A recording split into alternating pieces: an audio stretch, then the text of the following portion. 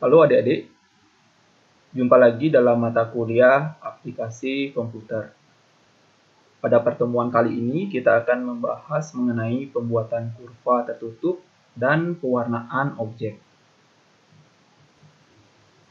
Untuk membuat kurva tertutup, kita akan menggunakan tools yang sudah tersedia pada toolbox.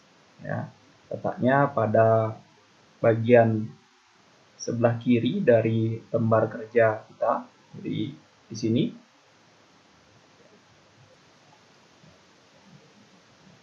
Misalkan kita ingin membuat objek segi 4, maka kita bisa menggunakan rectangle tool. Ya, jadi ini rectangle tool. Cara menggunakannya sangat mudah. Jadi kita tinggal klik pada rectangle tool. Kemudian setelah aktif kita tinggal drag pada lembar kerja. Nah, jadi kita sudah membuat sebuah objek segi 4. Nah, rectangle tool sendiri memiliki opsi lain ya untuk membuat objek segi 4. Jadi kita bisa klik pada ikon segitiga hitam pada pojok kanan bawah ini ya. Jadi kita klik, kemudian akan muncul opsi lain yaitu 3-point rectangle, di mana bisa digunakan untuk membuat objek segi 4 dari satu sisi. Ya, caranya adalah dengan klik kemudian tahan lalu buat satu garis, lalu lepas klik, kemudian arahkan kursor pada arah yang berbeda. Seperti ini, kita klik sekali lagi, maka kita juga bisa membuat objek segi 4. Dalam membuat sebuah objek, terkadang kita kesulitan untuk mendapatkan bentuk yang simetris. Nah, cara untuk membuat sebuah objek yang simetris adalah dengan menekan tombol kontrol. Nah, misalkan kita membuat sebuah objek segi 4 lagi. Jadi, segi 4 yang sudah kita buat akan saya hapus dulu.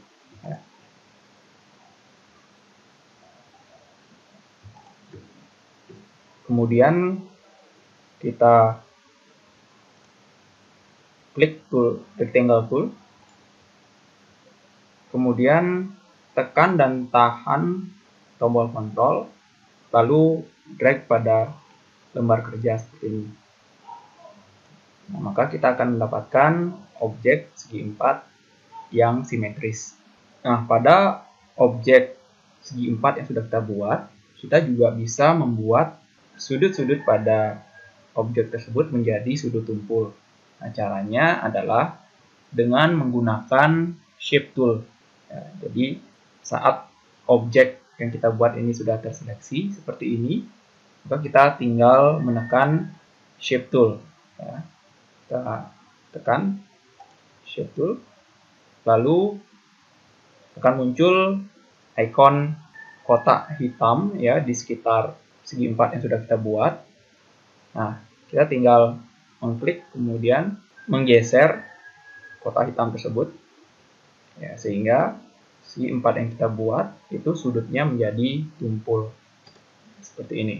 Setelah kita berlatih membuat objek segi 4, selanjutnya kita akan coba membuat objek lingkaran. Untuk membuat objek lingkaran kita bisa menggunakan ellipse tool. Nah, jadi objek segi 4 yang tadi kita buat saya hapus dulu. Lalu untuk menggunakan ellipse tool, caranya sama dengan rectangle tool. Kita tinggal klik saja pada ellipse tool. Setelah aktif, kita tinggal drag pada lembar kerja. Ellipse tool juga mempunyai opsi yang seperti pada rectangle tool, yaitu 3-point ellipse. Ya, cara menggunakannya juga sama ya, jadi seperti ini. Nah, setelah kita mencoba membuat objek lingkaran, kita akan membuat beberapa objek dengan bentuk yang berbeda dan juga menggunakan beberapa tools lain. Ya, jadi objek lingkaran yang sudah kita buat saya akan hapus dulu.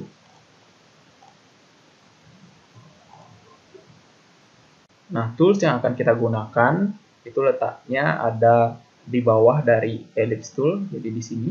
Ya. Nah, sebelum kita menggunakannya, kita bisa menampilkan dulu seluruh tools dengan cara klik pada segitiga hitam pada pojok kanan bawah. Jadi kita klik dulu. Nah, setelah itu akan tampil tools-tools yang bisa kita gunakan untuk membuat bentuk objek yang berbeda. Nah, yang pertama kita akan coba menggunakan polygon. Ya. Nah, polygon ini gunanya adalah untuk membentuk objek di mana jumlah sisinya kita bisa tentukan. Nah, caranya kita bisa drag dulu pada lembar kerja seperti ini. Nah, maka akan terbentuk objek dengan 7 sisi. Ya. Nah, jumlah sisi pada bentuk ini, atau bentuk objek ini, bisa kita atur ya pada property bar. Ya, jadi di sini tempatnya. Nah, di sini kita bisa atur berapa sisi yang kita ingin buat pada objek tersebut. Misalkan kita hanya memerlukan 3 sisi saja, maka kita bisa kurangi di sini menjadi 3. Ya, jadi dia akan membentuk objek segitiga. Begitu juga jika kita ingin membuat objek dengan sisi yang lebih banyak, jadi kita tinggal tambahkan saja pada property bar seperti ini, sesuai dengan yang kita butuhkan. Nah, setelah itu kita akan mencoba membuat objek dengan tools lain. Nah, jadi objek yang kita sudah buat bisa kita hapus dulu.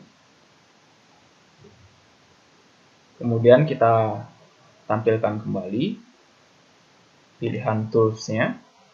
Di sini kita bisa coba menggunakan star. Jadi sesuai dengan namanya, star ini digunakan untuk membuat objek bintang ya. Nah, objek bintang ini kita bisa tentukan ya berapa jumlah sudut yang ingin kita buat. Nah, seperti penggunaan polygon tool tadi, kita bisa mengaturnya pada property bar. Jadi di sini ya ada pilihan points or sides. Nah, di sini kita bisa tambahkan atau kurangi sudut dari objek yang kita buat. Kita bisa tambahkan di sini seperti ini.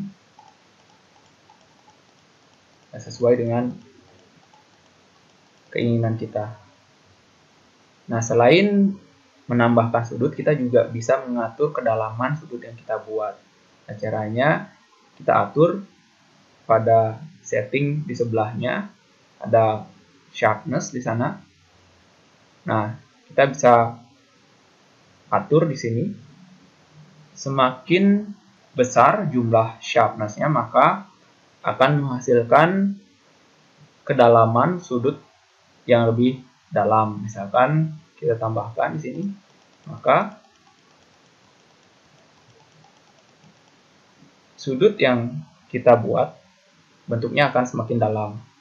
Begitu juga sebaliknya. Semakin kecil yang kita setting di sini, maka sudutnya menjadi kurang dalam ya, seperti itu.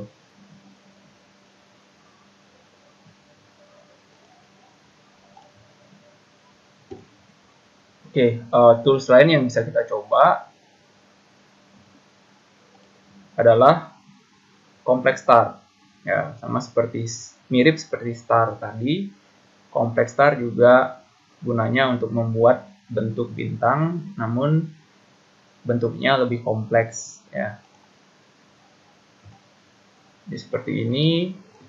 Nah, kita juga bisa mengatur jumlah sudutnya pada property bar. dan juga kedalamannya seperti ini. Ya.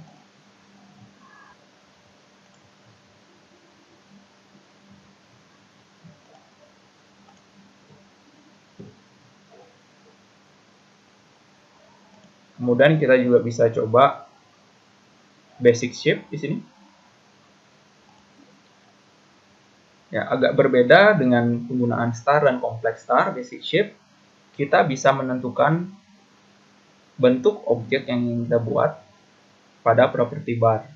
Jadi pada property bar ini kita klik dulu, ya, kemudian akan muncul bentuk-bentuk shape yang bisa kita pilih, ya, untuk kemudian kita buat. Misalkan seperti ini, icon orang tersenyum, ya, kita bisa pilih dulu, kemudian kita drag pada lembar kerja.